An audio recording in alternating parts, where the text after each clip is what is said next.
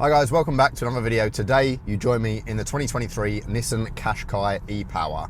Now the Nissan Qashqai really took the SUV market by storm when it was introduced years and years ago, and definitely in the UK this is probably one of the most popular ones that you see around. The Qashqai is actually still currently Britain's second best-selling car, beaten currently only by the Ford Puma. So I'm here today to find out just why so many people buy it and if this new e-Power version is the one to go for. So what is e-Power then? Well, e-Power is Nissan's hybrid tech that basically has a petrol generator to power electric motors for the wheels. So the wheels are driven exclusively electrically. There's no sort of hybrid system and gearbox in there. The hybrid is purely a generator. So what that means is you get most of the EV experience, but without the range anxiety, which I think is a really good idea. So before we get into the review then, let's talk specs and pricing as we normally do. The range starts from around £27,000 with the Vizia, and that one personally I would avoid completely. I think the spec in 2024 is a little bit insulting, to be honest. You get a tiny little infotainment display which just has DAB radio, and it doesn't have anything like Android Auto or Apple CarPlay. And you also really don't get many basic features either. It does have automatic lights, but it doesn't have automatic dual zone climate control. It just has basic heating, and it also has steel wheels. Imagine that, steel wheels in 2024 on a car that's nearly 30 grand. I don't think that's right. You do, however, still get cruise control on that one, which is adaptive, and also traffic sign recognition, which is always really nice, and rear parking sensors, so it's not completely devoid of all options at all. The range itself can be spec'd up to about 43 grand for the absolute top end one, but there's quite a few steps in between. So the next model up is about 30k. That's the Ascenta Premium, and that has 17-inch alloys, thank goodness for that, an 8-inch infotainment display, and keyless entry, Apple CarPlay, Android Auto, and dual zone climate control. So that's a good place to start. 32k gets you the N-Connector model, which has 18-inch diamond cut alloys, which look really nice, some tinted windows as standard, a 12.3-inch digital cluster, which is the one that I've got on this car here, and also a 9-inch infotainment screen, which gets you Android Auto, Apple CarPlay, some ambient lighting, and a really fantastic 360-degree camera, which I think is well worth having. I think this is probably the sweet spot in the range because it's not the kind of the top end, the most expensive, but it is probably the one that's best equipped and best value. Then starting at £34,000 is the Tecna, which is the one that I have here, which has stuff like Pro Pilot Assist, which is their automatic steering in lane, 19-inch alloys, a glass roof which is fixed, power tailgate, wireless charging for your phone, and a 10.8-inch head-up display, which is really nice that I can see in front of me here. Then approaching 39,000, you've got the Tecna Plus, which has stuff like quilted leather, massage and memory seats, a Bose system as standard, and also 20-inch alloys, which do look really nice. We have to consider though, this is a really saturated segment of the market. There's so many competitors. You know, the Kia Sportage, the Hyundai Tucson, Peugeot 3008, Ateca, the Tiguan, Mazda CX-5. There's so many to choose from. So what makes this one the most popular? Does it stand out? Is it worth having? Thankfully, drivetrain options are pretty easy. You've got two mild hybrid petrols, which are 4 cylinders. One's 140 horsepower, one's 158. They both are supposed to return around 44 miles per gallon. You can get the entry-level one with just a manual, and then the 158 version you can get with either a manual or a CVT automatic, which I'm not usually a massive fan on. Now, they're not too bad, but you do have to put up with that drone and that kind of thing. I'm just not the biggest fan of CVT transmissions. The CVT one does come in either front-wheel drive or four-wheel drive. But if you go for this e-Power model, strangely, you can only get it in front-wheel drive. The petrol ones will get you to 60 in about 10 seconds, there or thereabouts, but this e-Power one is a little bit more brisk at 7.9. As I mentioned, this e-Power version is just a 1-speed automatic. It's just a standard electric motor, and you do get some delay in the sort of throttle response because of the petrol generator kicking in and assisting, but you do feel that the torque is fairly instant, at low speeds especially, because of the fact that it is using just electric for the wheels. The official stat is that it should average around 53 miles per gallon. In my mixed driving, I seem to be more around the 45 to 50 mark. The other thing to bear in mind then over an EV is that the range is likely to be far better for one single run.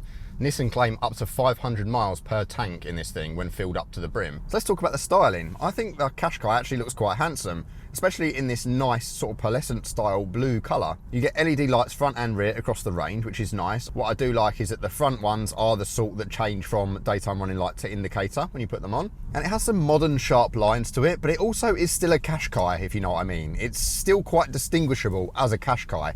which I think must have taken quite a lot of thought to make it still kind of look what it was, but at the same time modernise it enough to fit in with other cars.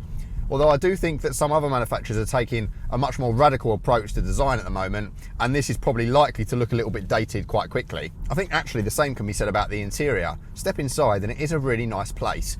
You've got some squidgy materials up the top. On the dash even is squidgy leather, which is really good. Door cards, again, squidgy leather materials. It's all just looking quite nice and premium considering the price. In this particular car, you've got some contrast blue leather, which matches the outside, and you've got some of that on the seat as well. And the overall layout is just quite familiar for someone coming from any other car.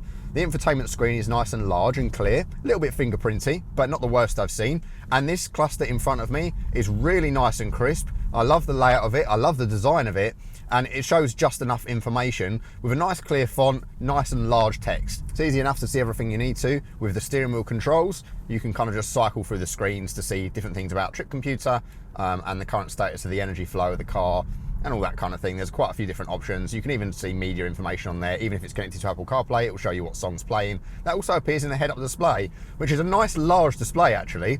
Nice and clear, nice and bright, and it takes up quite a decent size of the view. And you can turn it off with just one button down by my knee, which is really good. You don't have to mess about in the infotainment to do that. I quite like the steering wheel feel overall, and it is heated, which is really nice. But that's down here on the climate controls, which are all physical controls and all nice and simple. They don't feel particularly pleasant to use, to be honest. The buttons are all a bit low quality. However, overall, I do think it is a nice, easy system. I like the fact that there's just one touch for heated windscreen, heated steering wheel, and also your heated seats down there. It is a shame that the steering wheel heating control isn't on the steering wheel. I like that about Kias and Hyundais. It's down here on the climate controls. And you also have a heated windscreen, which you don't know how useful that is here in the UK in the winter. The windscreen washer, that's all built into the actual wipers themselves. So there's no spray and no mess all up the side of the car, which is a really, really intuitive little feature. It's something that you probably wouldn't notice until you actually see it in operation. But I see that across the Nissan cars, and it's a really nice touch. There are a couple of physical controls for the infotainment as well, such as a camera button, which instantly takes you to your 360 surround view cam, which isn't the highest quality, but it is fantastic in the way that it stitches the image together. It's completely convincing, and it shows everything really simply so that you can park the car really easily.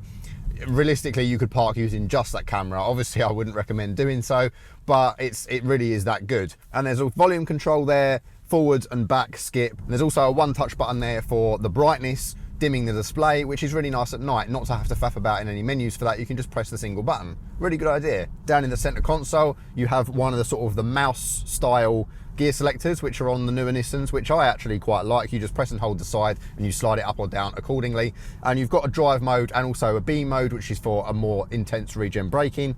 You've got your auto park button down there, which is just one button. And you also have your parking brake in the traditional location, a simple drive mode select to select between 3 modes, and then an E-pedal and EV button. The EV button basically means that the petrol generator won't kick in at low speeds, and you can go for a short period of time on that. Don't really see why you'd bother, to be honest, unless you really wanted to be completely quiet. And the other thing down there is the E-pedal mode, and that is effectively like a one-pedal driving mode, but unfortunately it doesn't bring you to a complete stop. It just brings you to a creep. So I've just engaged it and I'm down now. I'm still rolling at about 9 mile an hour, 8. Yeah, it doesn't bring you to a complete stop, so it is slightly annoying. Obviously on a proper EV it would brake you to a standstill. It is nice though to use in traffic, especially if you're kind of rolling on a motorway or something like that. And it is quite nice for town driving. It just means that you will still have to use the brake when necessary. So personally, I've just been driving it in normal mode without that intense regen braking, and it feels much like a normal car. The Pro Pilot is also one button down on my right by my knee, and that will engage the automatic steering assist. So that's quite straightforward to use as well. Yeah, super easy to maneuver. You get an audible bong outside when you're reversing, nice and safe. And the steering is really light for me to do a 3-point turn. Turning circle's good. Stick her in sport mode and give it a bit of, yeah, it's a little bit of torque off the line. You can then hear that motor kick in. It's almost like a CVT car where you get a little bit of a roar from the engine. And it will show you on the dash when you're in regen mode and when you're kind of using the power and stuff like that. And it shows how much battery capacity is in there. But yeah, overall, especially in sport mode, the throttle response isn't too bad. In eco mode and normal, it really dampens that and makes the effect less aggressive. But in sport mode, you do get quite a decent bit of shove there. You see, not too bad. There is a bit of a delay from pressing your foot down. Like I said, it's not quite like an EV in that when you floor it, it will just do it because it needs that motor to kick in as well. But it is more instant and more smooth than a traditional hybrid that uses a gearbox and an engine that also helps drive the wheels.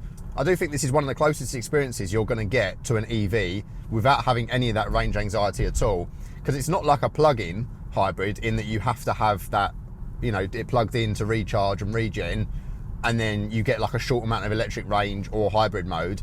This is electric drive all the time. It's just a little bit compromised. And I think most people would be okay with that because it is smoother to drive than a normal hybrid, and it is smoother to drive than a petrol car because you don't feel any clunky gear changes. And it's not quite as annoying and irritating as a CVT transmission is either. Obviously the idea behind the CVT is there's no clunky gear changes, but it does mean you get that constant drone. In this, not so much. It's not actually as bad as you might think. The actual ride quality itself, I would say, is quite refined considering the price class it's in. It's not too wallowy. There's a little bit of body roll, but not too bad at all. Now let's sling it around this roundabout and see what sort of response that we can get out of it. Yeah, not too much body roll. Does grip fairly well, but I can feel that if I put my foot down, it does want to give up on me a little bit and start spinning up. Now I'm slowing the pace down now. And the steering input is somewhat delayed, I would say. It's got this kind of floaty feel to it. It's just not very direct. Like I feel like I point the front and then the back takes a second to catch up, which isn't particularly nice when you're trying to go on an engaging drive. However, let's be honest, most people are just going to be potting around town in this and just doing motorway runs, and for that it feels nice and sturdy and stable. The steering, unfortunately, is pretty much devoid of feel, even by sort of Volkswagen Audi group standards. Yeah, it just feels very, very electrically assisted and very, very soft. But for someone who just wants an easy drive, that might be exactly what you're looking for. But yeah, the good thing about that is because the steering is so light, it's really nice and maneuverable around town. And as I mentioned before, this particular model with its 360-degree camera is even better because it's so easy to park despite its size. Overall, I wouldn't say that this scores many points for engagement of drive. Something like a Toyota CHR or a Seat Ateca is much more fun in the twisty stuff. Go around here. I've got it in sport mode at the moment, so it's a little bit more aggressive off the line. It's not fast by any stretch of the imagination, but it's brisk enough for most people's usage, especially as your daily family car. Yeah, so if I suddenly, I'm doing 45 at the moment, if I suddenly plant it,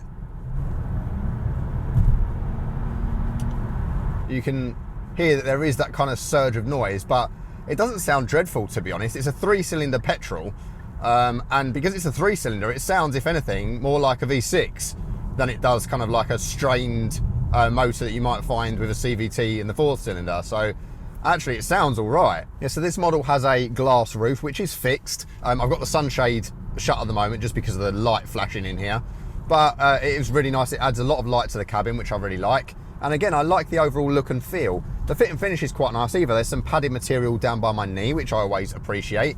And the driving position is fantastic. I can get it electrically exactly where I want it to. There's loads of adjustment in this front seat in this model with like thigh raise support, electric lumbar and all that kind of thing. And the seat itself is really comfortable. I'd really be happy in here for a long journey. I don't think it's quite as good as some of the rivals, but it's definitely not bad by any stretch. Only thing I don't like the material of this one. It's not nice against my coat, and it's got this like, scratchy vinyl feel to it. Don't like it. But you can get other different seats, and you can get also leather, of course, as well. I like that the window and mirror controls are kind of raised so that I can see them. And I think overall, ergonomically, it just works really well. I've got place for my elbows. I can sit back and relax, cruise control on. It's a really nice layout, and the driving position you can just get infinitely right. Visibility, not bad either. There is a big C-pillar I can see, but of course on this one I've got cameras. I don't have a blind spot camera, but I do have blind spot monitoring flashing at me in the mirror, and the mirrors are large, so there's lots of visibility. And the front, I can see the corners pretty well as well. Not as many, not as good as like something a little bit more boxy, but I think you could get used to it relatively easy. It is a very maneuverable car. Overall cabin space is really good. I wouldn't say it feels much bigger than cars that are smaller in terms of its width, but definitely height. You've got a lot of headroom, so I'm 6 foot, and even with this slightly invasive glass roof, I do have more room than in some of the rival cars. There's a decent amount of space in the rear for rear occupants, and a bit of a transmission tunnel So it might not be the best for 3 adult passengers, but besides that, you should be absolutely fine. And the good thing is, for getting kids in and out and baby seats and stuff, the rear doors open very, very wide, which is something that I found on all Nissan cars. It's really useful, but the only downside to that is it might make it easier for your kids to swing it open and smack someone else's car. There are ISOFIX points back there which are usable, and unfortunately not in the front, which is a bit of a shame because that can be really useful for some people to have one in the passenger seat, although they are the ones with the plastic covers that you can lose quite easily, unfortunately. The boot space is really usable and ideal for slinging out buggies and luggage and things like that. You've got a basically completely flat load floor, including the seats down, and there's no load lip. The only thing is you can adjust the floor so that you can have a bit more space, but obviously that means you've got a lip front and back, but it just gives you a bit more storage back there. But sort of the actual height of the vehicle is pretty good for that sort of luggage, and it's definitely not the smallest in its class, so yeah, probably ideal for most people. Nothing too fancy in the way of features back there, but it gets the job done and it's a usable space. Overall refinement in here is pretty good. I'm going along at about 30 miles an hour now, and I don't really have to raise my voice at all. It's not perfectly insulated, but it's not bad. Infotainment is pretty decent. It's not the best. It's a little bit laggy, and I don't really like the graphics at all, but there is lots of customization for the home screen, so you can kind of put widgets where you want them, and you can access all of the main sort of settings quite easily and that kind of thing. I don't think it's as slick as most of its rivals. I don't think it looks as good as the Peugeot ones. I don't think it's as modern and as easy to use as the Hyundai Kia stuff, but it does get the job done. It just seems a little bit more basic in comparison to some of the newer stuff. It just doesn't have enough adjustment. You've got basically bass and treble, and that's it. There's no proper EQ. So I just found that I couldn't get the sound how I wanted it. I also don't mind the gloss black in here. There's enough of it that makes it look pretty, but not too much that it's really awful, and some contrast stitching on the dash, which is nice. And there's some sort of aluminium style plastic in the doors, which again avoids the fingerprints. The only thing that's kind of really gloss black that stands out to me is the little control center underneath the infotainment. Not only is it fingerprinty, but it reflects everything, which is quite annoying when you're driving along. My only other complaint with the drive is that the brakes feel quite spongy and they take some getting used to. I mean, it's not too bad now that I've spent a bit of time with it. All of the safety stuff isn't very intrusive either. Like, you've got the lane keep assist, and you've also got front collision assist and that kind of thing. That's standard across the range. But it doesn't seem to get upset with you every 5 seconds like the Korean cars do. So it's a little bit less invasive. And the noises are quite pleasing as well. Turns out they're actually made by Namco. Yeah, as in the video game people. What's also nice is it's usually completely quiet when you're at a standstill, because it's very rare that you're sitting still long enough for it to need to charge the generator for the battery. You do get a space for your phone up front, a wireless charger on the higher end models, but one thing that I didn't like is that there's quite a limited amount of storage space up here. It's not too practical. You do get some cup holders in the middle, and you also get a center armrest with some storage in, but it's not the best in class. Also, the glove box is relatively small because you've got the fuse box in there, and the door bins are definitely not the biggest that I've seen on this size of car. So overall practicality up the front, not quite as good as it could be, I don't think. Also, there's some slightly interesting design choices that I think are either aesthetic only or just a bit of an afterthought. Like these sun visors, they jut out at a weird angle, and I don't like the way it looks. It looks like they're hanging off. And also this kind of crevice down here in the center console, whilst it looks nice, I can already see in this car it's collected loads of crumbs and dust and dog hair and stuff.